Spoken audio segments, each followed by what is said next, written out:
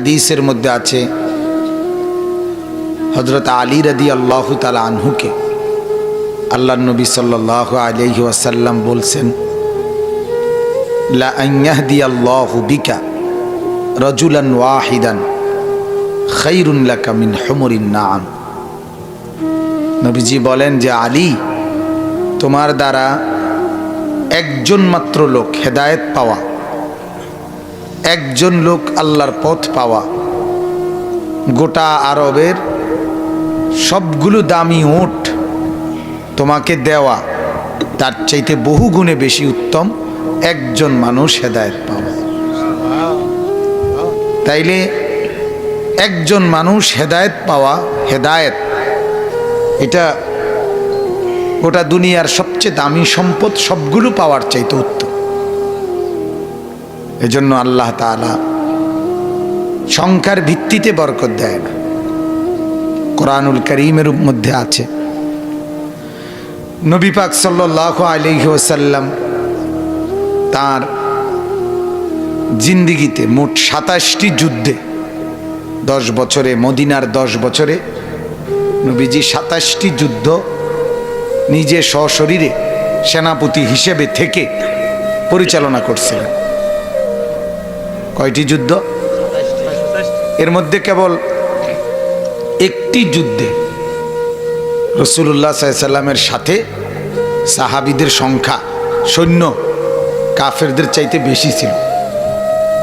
এই একটা মাত্র যুদ্ধ, ওই যুদ্ধের নাম হলো হুনাইনের যুদ্ধ। মক্কা বিজয়ের পরে 8ম হিজরিতে ওই যুদ্ধটা হয়েছিল। ওই যুদ্ধে নবীজির সাথে সৈন্য ছিল 12,000, আর কাফেরদের সৈন্য সংখ্যা ছিল মাত্র 4,000।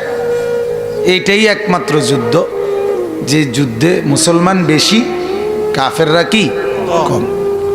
বাকি সব যুদ্ধে মুসলমান কম, কাফেররা কি বেশি। তো এই যুদ্ধে যখন সাহাবায়ে কেরাম যাইতেছে, কিছু সাহাবী ওনারা নিজেরা মনে মনে এটা ভাবছে আর কি, যে আজকে আর কি যুদ্ধ করুম, ওরা মাত্র 4,000 আর আমরা তো এমনিই 12,000, তো এরা তো প্রথমেই উড়ে যাবে সব, কির যুদ্ধ করবো আর এরা আমরা লগে তো দাঁড়াইতেই পারতো না। কারণ এর চাইতে কত কম আমরা বেশি সংখ্যককে কি করে ফেলছি, পরাজিত করে ফেলছি। আর আজকে তো আমরা এমনিতেই বেশি, তা আজকে তো তারা আমরা সামনে দাঁড়াইতেই পারবে না।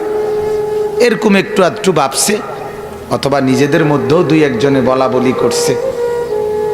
তো যুদ্ধের ময়দানে তায়েফের কাছাকাছি হুনাইন যাওয়ার সময় যুদ্ধের ময়দানে ঢুকতে, যেখানে যুদ্ধটা হবে তার আগে 2টা পাহাড়, 2 পাহাড়ের মাঝখান দিয়ে একটা চিকন গিরিপথ রাস্তা, তো ওইটা দিয়ে ঢুকতে হবে মুসলমানরা। ঢুইকা ওই পারে গেলে তারপরে মাঠ, মানে যুদ্ধের মাঠ। তো এই 12,000 সাহাবীকে নিয়ে নবীজি যখন এই 2 পাহাড়ের মাঝখানে গিরিপথে ঢুকছে সবাই, ঠিক এই টাইমে উপর থেকে 2 পাহাড়ের উপর থেকে কাফেররা ওই 4,000 একসাথে পাথর, তীর নিক্ষেপ করা শুরু করছে। ফলে দিক বিদিক হারাইয়া ক্ষণিকের মধ্যে, অল্প সময়ের ভিতরেই 12,000 সাহাবী উনারাই ময়দান ছাইরা সব ভাগ্যে গেছে, ছিটটা বিটটা গেছে একদম।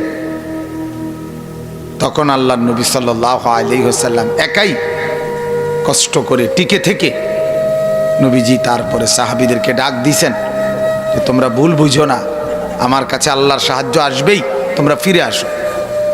এবং কাফেরদেরকেও বলছে তোমরাও আমাকে দুর্বল ভেবো না, আমি একা হলেও যুদ্ধ করব। আনা নবিয়্যু লা কাযিব, আনা ইবনু আব্দুল মুত্তালিব, আমি আব্দুল মুত্তালিবের বংশের ছেলে, কুরাইশ, আমি পিছপা হই না। আবার সাহাবীদেরকে বলছে তোমরা এটা মানো, আমি নবী, আমি মিথ্যুক না, আমার উপরে আল্লাহর সাহায্য আসবে। তো পরে আবার সাহাবীরা জমা হয়েছে, এরপরে পুনরায় আক্রমণ করছে আর মুসলমানদের বিজয় হয়েছে। বলেন আলহামদুলিল্লাহ।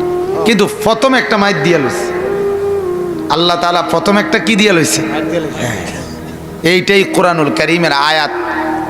আল্লাহ তাআলা নাজিল করে জানাইছে, ওয়ালাকাদ নাসারাকুমুল্লাহু ফি মাওয়াতিনা কাসীরাতিন ওয়া ইয়াউমা হুনাইন। ডাইরেক্ট এই যুদ্ধের নামটা কোরআনে আছে, ওয়া ইয়াউমা হুনাইন। আল্লাহ বলেন আমি তো তোমাগরে বহু যুদ্ধে সাহায্য করেছি, বিশেষ করে হুনাইনের দিন। কি হয়েছিল সেদিন? আল্লাহ বলে ইদ আজাবাতকুম কাসরাতুকুম, এই তোমাদের সংখ্যা বেশি, এটা তোমাদেরকে একটু ফুলে এলাইছিল, একটু তোমরা আজাবাতকুম, একটু অজব, একটু গরিমা আসছিল তোমাদের মধ্যে, যে আমরা তো আজকে বেশি। ফালাম তুগনি আনকুম মিনাল্লাহি শাইআ, অথচ আল্লাহর হাত থেকে তোমাদের এই সংখ্যা গরিষ্ঠতা কোনোই উপকার করতে পারল না। কই 12,000 হইয়া টিকতে তো পারল না, 2 মিনিটে তো দাঁড়াতে থাকতে পারল না। তারা 4,000-এর কাছে হারে সব ময়দান ছেড়ে দিলা। আমি যদি সাহায্য না করতাম পুনরায়, তাহলে তো বিজয় লাভ করতাম না। তাহলে এই আয়াতে আল্লাহ তাআলা বুঝাই দিলেন সংখ্যা গরিষ্ঠতা, সংখ্যা বেশি, এটার ভিত্তিতে অহংকারের কিছু, গর্বের কিছু, সফলতার কিছু না। আমার পছন্দসই হচ্ছে কিনা, আমার পছন্দ হচ্ছে কিনা, আমার রাজি খুশি মতো হচ্ছে কিনা, সেটা দেখার বিষয়। সেটা যদি একজনের মধ্যেও থাকে আর ইখলাসবিহীন, আমার সন্তুষ্টিবিহীন 1 কোটি মানুষও থাকে, আমি 1 কোটি ফেলে দেব, একজনকেই গ্রহণ করব। ইখলাসওয়ালা আমার কাছে একজনই দাম, আমার সন্তুষ্টির প্রত্যাশী আমার কাছে একজনই দাম। এজন্য এটা জরুরি বিষয় যে সর্বাবস্থায় আল্লাহর সন্তুষ্টি কামনা করা। বেশি কম, অল্প কম, সংখ্যা বেশি কম, সময় বেশি কম, এর ভিত্তিতে কামিয়াবি না। কামিয়াবি আল্লাহ তাআলার পছন্দের ভিত্তিতে, আল্লাহ তাআলার ইচ্ছার ভিত্তিতে, আল্লাহ তাআলার রাজি আর খুশির ভিত্তিতে। অতএব আমরাও দোয়া করি আল্লাহ তাআলা আজকে আমরা যারা বসতে পেরেছি, আল্লাহ তাআলা আনছেন আমাদেরকে, আল্লাহ তাআলা আমাদের সবাইকে কবুল করেন, বলেন আমিন। আল্লাহ আমাদের এই ছোট্ট মজলিসের মধ্যেই অনেক বেশি যেন বরকত দান করে, বলেন আমিন।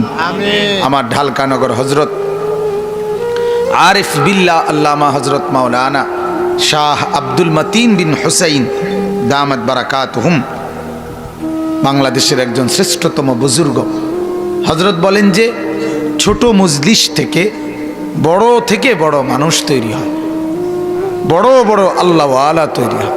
ছোট্ট কোনো আল্লাহওয়ালার খানকায় গেছে, নীরবে কিছুদিন সাধনা করছে, তিনি জমানার শ্রেষ্ঠ আল্লাহর ওলি হয়েছে।